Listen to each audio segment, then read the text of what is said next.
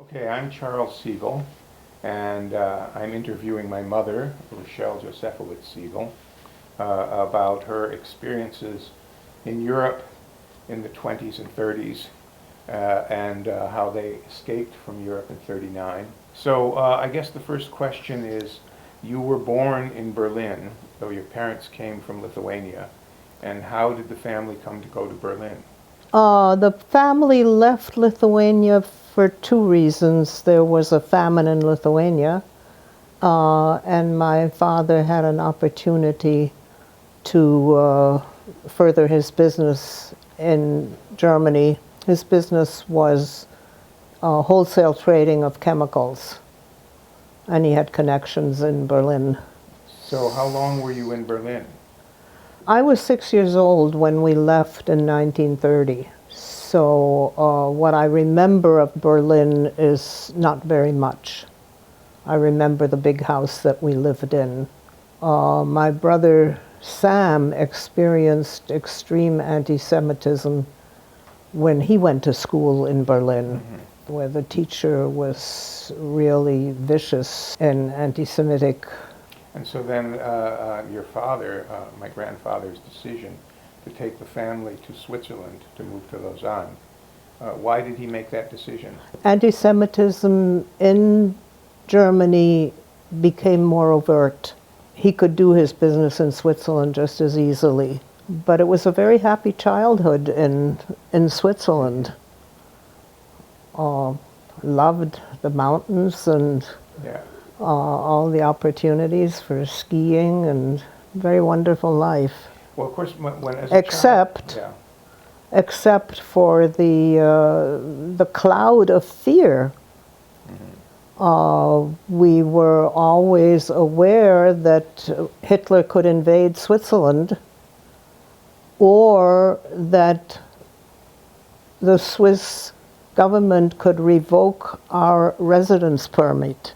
And then where would we be? well, of course, I was always told as a child how astute and to the situation that my grandfather was, because he had moved from Lithuania to Kharkov in 1914 and then gotten caught in Russia by the Russian Revolution and the Russian Civil War, and then only got out of Russia in 21, 22 with great difficulty, and which is why he was always watching carefully to make sure that he didn't get trapped again, which is why he was so quick to get out of Germany. He always said that having learned his lesson during the Russian Revolution, he would never wait when he sensed the need to leave. And he also made sure that all my relatives got out of Europe, which is quite amazing. We had an aunt in Riga, in Latvia, and he urged her and financed her departure from Latvia just in time, just before the Germans invaded Latvia. Which aunt was that? That was Aunt Hinda, and she wouldn't leave until the rabbi said it was time to leave. She was very frum, she was very observant. Yeah. But you know, it is pretty amazing that the entire family got out of Europe Yeah. on time. So in Lausanne, you went to school, right? Yeah, And it was just a regular, normal Swiss went to school. regular schools in French, learned French very quickly. I mean, it was just expected of us that we would change languages and do well, and we did. In Switzerland, our family friendships were really limited to Jews, although I, as a school kid, had other friends, and I was often the only Jewish kid in class. Your mother, who of course had, before she got married, had trained as a midwife. Yes. And practiced. But she didn't work. It wasn't fitting for my father's wife to be working. It was a reflection on him, so she stopped midwifing after she got married. And then all she did was take care of the 5 children. Yes. Yeah. And drive a car when my father never did, and very few women did. She drove a little Chevrolet convertible all over the Swiss one-way roads in the mountains. Yeah. She was a very capable woman. So you were the fourth of the 5 children. So Yes. your older siblings were also, of course, going to school in Lausanne. Yes, yes. And- We and- all went to regular schools. Then we moved to Zurich for 2 years because it was easier for my father's business.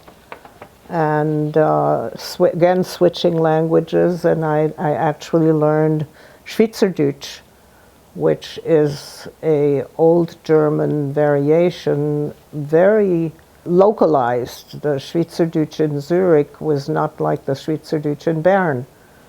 But as a kid, I learned it somewhat and have forgotten it since. But it helped in.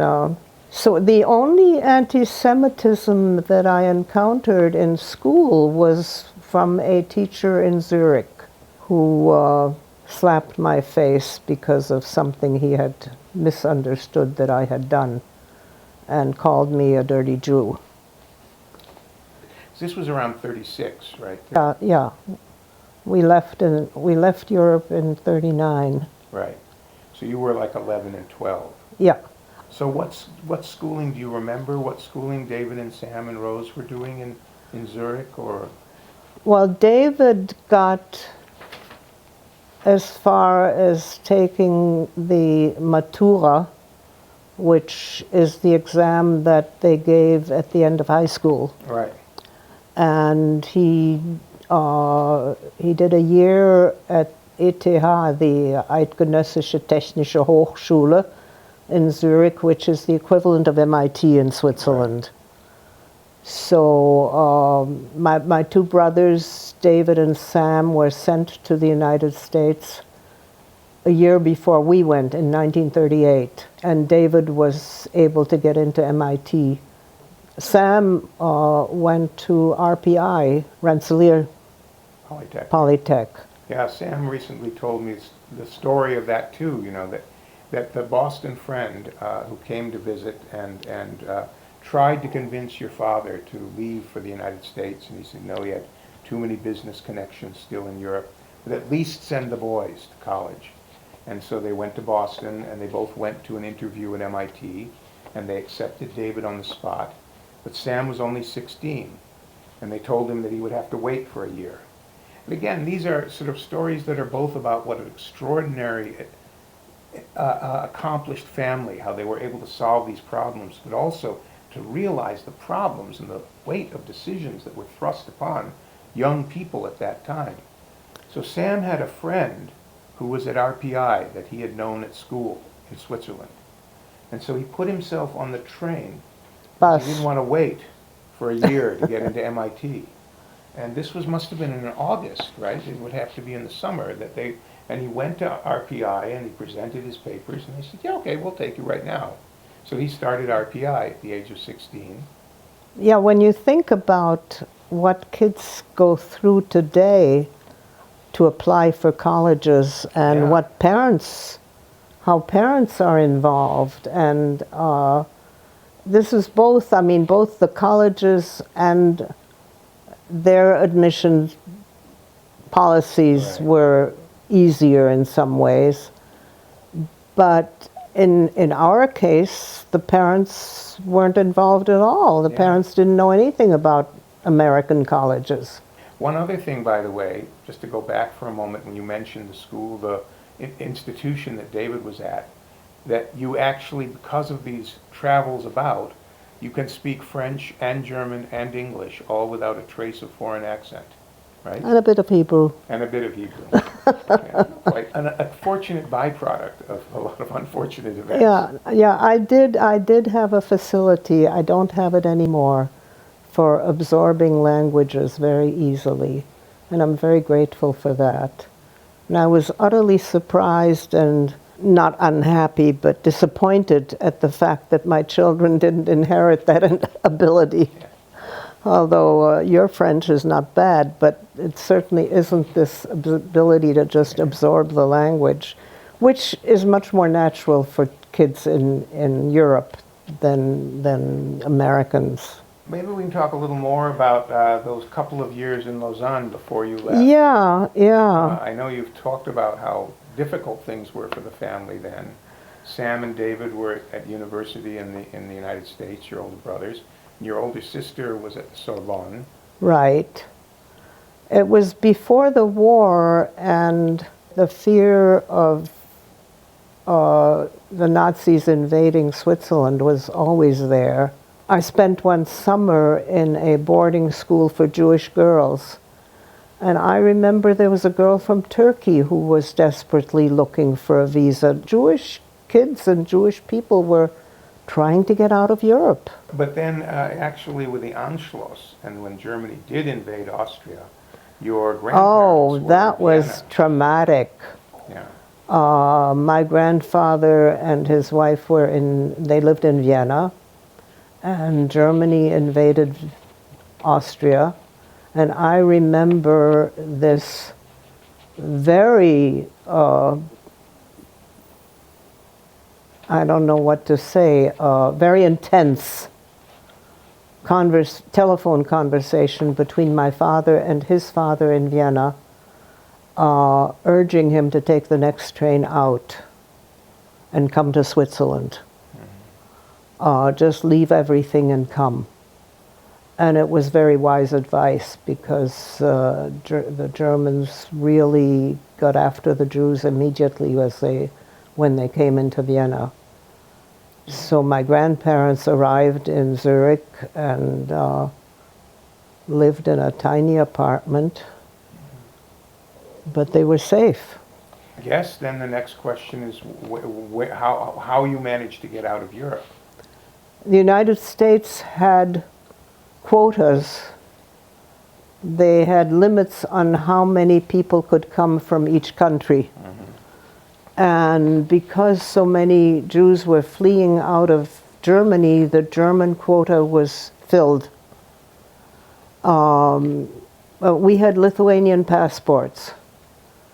And so I, who was born in Berlin, was taught that when we crossed the borders, if they asked me where I was born, I was to reply, I have a Lithuanian passport. And I did. And we were able to come in on the Lithuanian quota. Though initially we came in on a visitor's visa and went to Canada. Before the 3 months ran out. Yeah, I'm not sure how my father managed to arrange for us to get, I think there was some rumor about contact with a senator, with a Jewish senator. And we're able to get a permanent visa to return to the U.S. So I spent almost a year in Montreal. I'd like to convey the sense of fear, the anxiety every time we crossed a border. Yeah.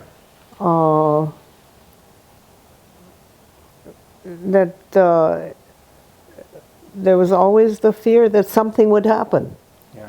Something wrong would happen. And you could just, I mean, the whole family was, like that, and I as a kid felt it very strongly. Anyway, we always managed, the resilience that I learned as a child through all this moving around and adapting to new cultures and new languages, that's something that I value throughout life, this ability to deal with unexpected events. But I do remember that, this culture shock.